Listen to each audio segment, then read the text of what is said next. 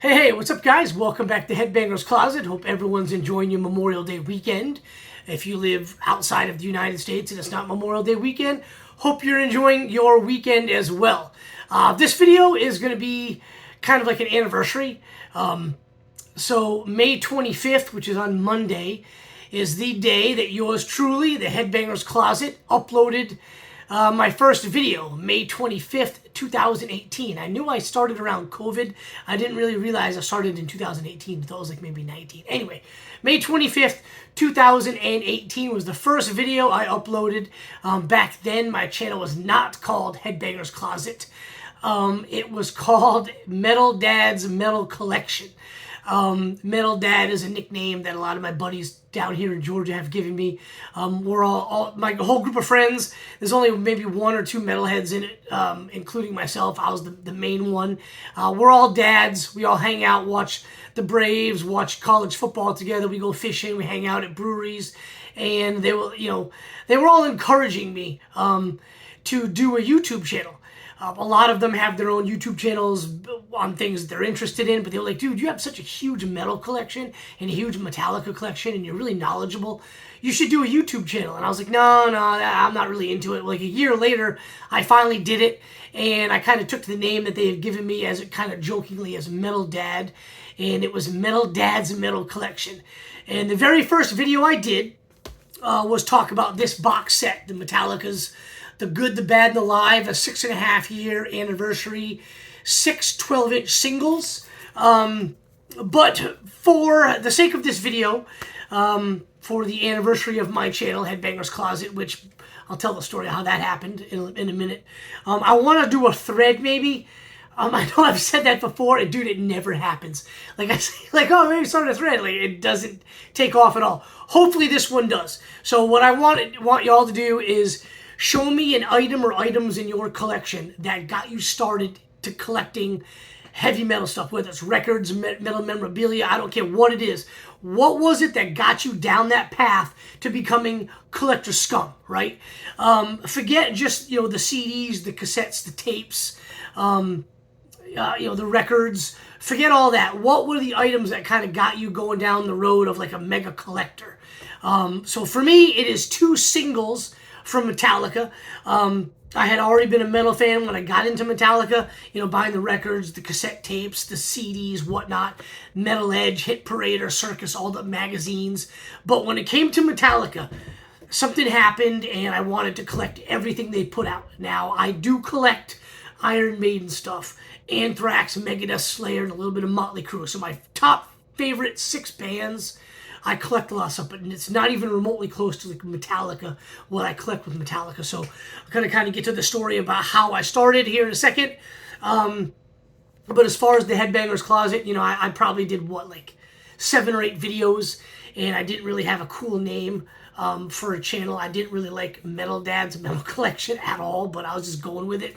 I was filming at my old house when I started. It was in the kitchen. I didn't have a room like this at the time. Until maybe a few months later, but I didn't have it like this where stuff's like, on the wall and things like that.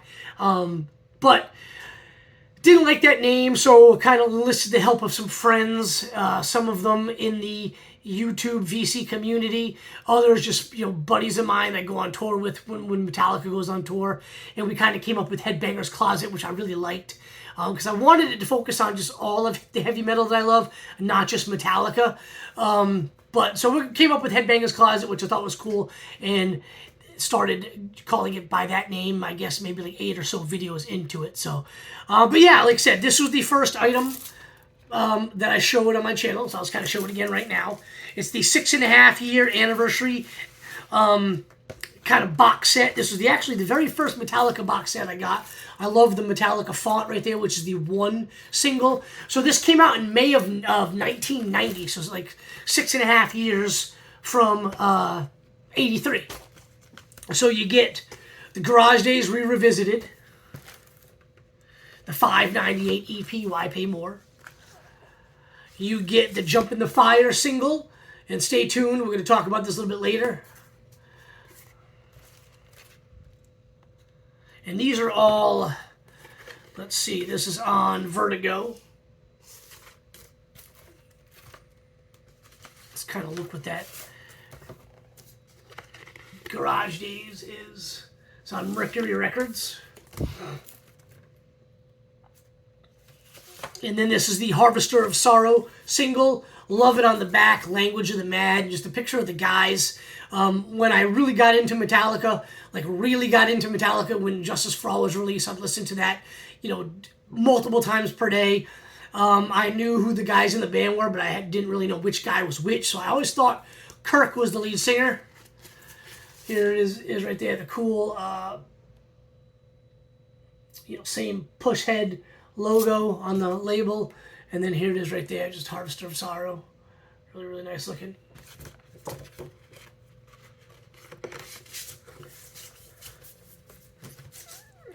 Gotta get it in here. There we go. All right, next one we've got is the one single.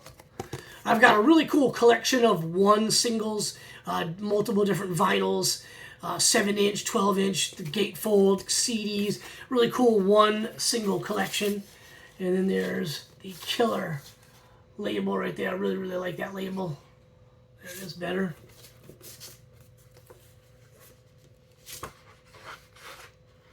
It's not going in right. Next we have is the Creeping Death single. This is another Vertigo. Let me get the one back in here correctly.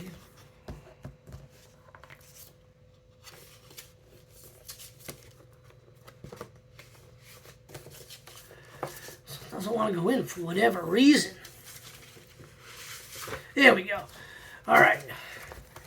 A couple more from the box set. We have got, actually the last one, we've got Harvester of Sorrow, 1 and Bread Fan, recorded live at Seattle Coliseum. August 29th and 30th, 89, from which these songs would have come out in November of 93 on the Live Ship Binge and Purge set, where it was the Seattle 89, but this is really cool. The first time you get Justice era live stuff. Really, really cool. It's like James wrote the label right there. Really, really sharp looking. Awesome stuff. So yeah, that's the box set. Metallica, The Good, the Bad, and the Live, a 6.5-year anniversary of 6 12-inch singles. And it also comes with a poster, which is vintage, like late 89, early 1990 Metallica. Right here. So yeah, that's the first thing I ever showed on my channel, way back on May 25th, 2018. So there we have that. So now let's get into the 2 items that started me on my road to collecting, road to becoming Collector Scum, which I'm sure my wife would have loved things to have been different because I went and spent all my money on my collection. But anyway, so get into the story. So I had a good buddy named Chris that, we were like best friends growing up, all through high school. We were best friends. I met him at the tail end of middle school, so didn't really know him, but I was like, into metal. I was already into metal and Metallica when I met him. But he had an older brother named Sam, who was a big collector. And I remember Sam had a couple of singles. He had the Jump in the Fire single, and he had the Creeping Death single. And on the Creeping Death single, he had a couple of different versions. One of them was colored white. And then on the Jump in the Fire, he actually had a cassette tape where it was this guy, but down below there was a tank. And that was on the cassette tape, which I thought was really, really cool. He also had one where it was Jump in the Fire on one side, and on the back it was the Creeping Death. So I thought that was awesome. But he had these in his room, and Sam was older. He was in high school, and then probably out of high school for the most part when we were hanging out at Chris's house. And Sam kind of thought all of Chris's friends were just dumbasses. We would go over there all the time, all year round. We'd hang out in his basement, play video games. We used to play Doom and Duke Nukem. We would watch TV. We played D&D a lot. In the summers, we'd go fishing. We'd grill out. We'd go water skiing. We were always down there. But a lot of it revolved around listening to tunes. In fact, I can remember those days in high school where Chris would pick me up and we would just drive around, the back roads of my town, listening to, albums like Master of Puppets and Ride the Lightning and, bands like that. But his brother was a huge metalhead, and he would always kind of catch me, like, checking out his collection. And like I said, he thought we were all dumbasses, but I think you know, he thought I was less of a dumbass than most of them. He picked on me a lot. I was a real scrawny kid, so I remember him telling me that I needed to eat a cheeseburger because I looked like the Ethiopian kids on the commercials that were starving in Africa. But I could tell he kind of liked me because he would let me look at his collection and he'd show me stuff. So he was always showing me his Metallica collection and other, you know, Black Sabbath and other bands. And when I saw that there were different versions of these singles, I was like, man, that's awesome. Like, I kind of want to get them. I was already a Metallica fan, but I didn't know these singles existed. You know, going to the record store. I mean, I had seen them before, really, but I didn't know, like, I could get all of them. I didn't know there were, like, multiple versions. So that kind of started me down on the road to collecting. It took years before I really started finding some of these. Kind of like more so in the advent of the internet, where you could, you know, search other countries and other states rather than just the record stores near me. But let's get right to it. So this is my Jump in the Fire collection, which came out in January of '84. These are all OG pressings, and most of them open from the top, which is interesting. But this is the Music for Nations red. Notice the Music for Nations label with this guy right here, kind of like, you know, reaching with the flag, like, you know, like he's got trying to drape the flag around him, so to speak. But yeah, that's one of the Music for Nations logo, and I'll kind of get into that here in a second.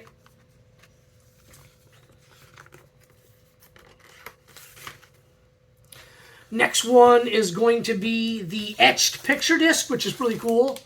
Nice etched picture disc. Awesome. And then the next one, here we go. What is this one? Again, opens from the top. This one is the Vertigo pressing. So just like the box set that I just showed.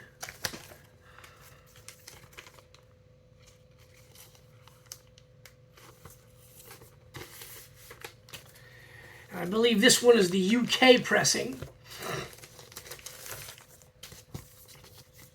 because the Vertigo is the USA, if I'm not mistaken. I could be wrong. I haven't broken these out in a long time.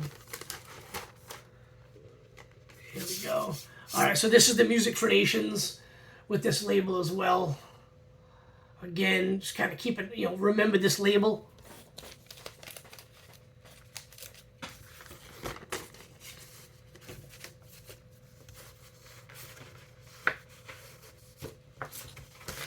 And lastly, it's my favorite one. This is, I think, the European version. Notice it's got the black borders, and the backside's a little darker than some of the other ones. And it's the only one that opens from the side, and it's Roadrunner Records. So really, really cool. That's the Jump in the Fire collection. Now, here's my Creeping Death. Now, the Creeping Death came out in November of '84. Almost a full year after the Jump in the Fire. These are all the '84 releases. They did put out some more, I think in '88 or '89, and it had that other Music for Nations label that I just showed. So this one is the black version, and this is the Music for Nations label that I'm talking about for these. The early '80 or the late '84 rather. This is the Music for Nations label. And when it comes to collecting, if you look at the A, I don't know if you can see it, but if you look at the A, and let me put it over here. Anyway, the A, the point down the bottom of the A points to the word copying. Now, there's bootlegs of this in different colors and whatnot, and on the bootlegs, that actually points between two different words. That's how you can kind of tell it's a bootleg or not. I guess if the picture on eBay doesn't do it justice, you might kind of fall for it, but these are all OGs. It took me a long time to get all these, but this is the black one.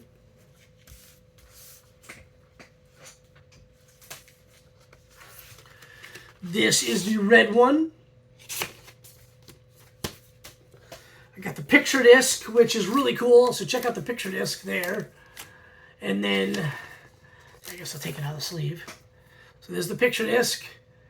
And then here's the back of it, which is really, really cool.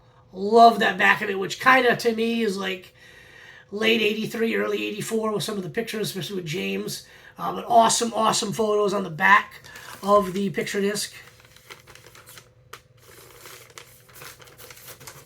Now we're getting into my favorite ones from my Creeping Death collection. You've got the blue.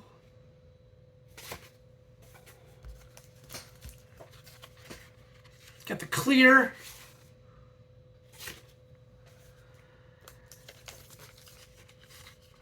The hardest one to find is this green. This was the hardest one that I could find, but not the most expensive. The most expensive is the very last one, and it is my favorite one. It is the one that when I saw it in Sam's collection, I knew I had to have it. And it took a really, really long time in order to get the white version. And I passed on it a lot due to price. I'm not ashamed to say that I did not buy this until I was married. And my wife didn't want me to spend that kind of money on a single. But one night, I had a few too many to drink. And when I woke up the next day, I looked at my phone and I was looking through my emails. And I saw emails about, thanking me for my purchase and the order number. And I had bought this on Discogs from another Metallica collector in the UK. And I was like, all right, well, I guess I did a thing last night after drinking a bunch of beer. But yeah, this is the white one. This is my favorite one. Much like the Metallica box set I just showed a year and a half, the Good, the Bad, and the Live, a 6.5 year anniversary. That's one of my favorite items in the collection, as is this one. It is not my most expensive Metallica item. Not even close, but it is probably my favorite in my collection, is the white Creeping Death. So yeah, thanks to Sam, kind of getting me down that road into collecting. When I saw these, I knew that's what I wanted to do. I wanted to have them all. Like some people, look at baseball cards and they want all of the Jose Cansecos. I wanted all of these Metallica singles in every color, and then I started, okay, I want every, Master Puppets release. I want the US, I want Canada, I want the UK, I want European, I want Japanese. So I wanted to do that, and that's what I set out to do with my Metallica collection. As I said in the beginning of the video, I don't do that with all the bands, but I do collect my top 6 favorite bands: Metallica, Megadeth, Slayer, Anthrax, Iron Maiden, Motley Crue, but not even remotely close to the level in which I collect Metallica stuff. So yeah, I gotta thank Sam for that. Unfortunately, some years ago, sometime, I guess maybe like towards the end of high school, Sam was an adult. He moved to Arizona, and I never ever saw him again. I still maintain a very good friendship with my buddy Chris to this day, who also moved to Arizona after we got out of high school. But unfortunately, Sam passed away some years ago, and I really never got to talk to him after those days at his house. And really cool guy, just a nice dude. Like I said earlier, he thought we were all dumbasses, maybe me a little bit less of a dumbass than the rest of them. Really, really great guy. Sad that he is gone. Every now and again, I think about him when I'm listening to Metallica or Black Sabbath, for that matter, and just kind of wonder, what would he think of my collection? Would he? I'm sure he'd be, cool. He'd give me like, a thumbs up from heaven, seeing my Metallica collection, and it was basically inspired by him. So rest in peace, Sam. You're a missed dude. You're an awesome guy. And thanks to you, I am now a huge Collector Scum. So there you have it, guys. That is my, a channel anniversary birthday video. You saw the Creeping Death and the Jump in the Fire singles. Those are the items that got me on the road to collecting. As I mentioned at the beginning of the video, would love to see this become a thread and happen. So you guys, feel free, make your own videos, tag me in it, or comment below. Let me know the item or items in your collection that turned you guys into Collector Scum. So appreciate everybody checking out the channel, and hope you guys have a great weekend, and I'll have another video with you guys very soon. Cheers, everybody.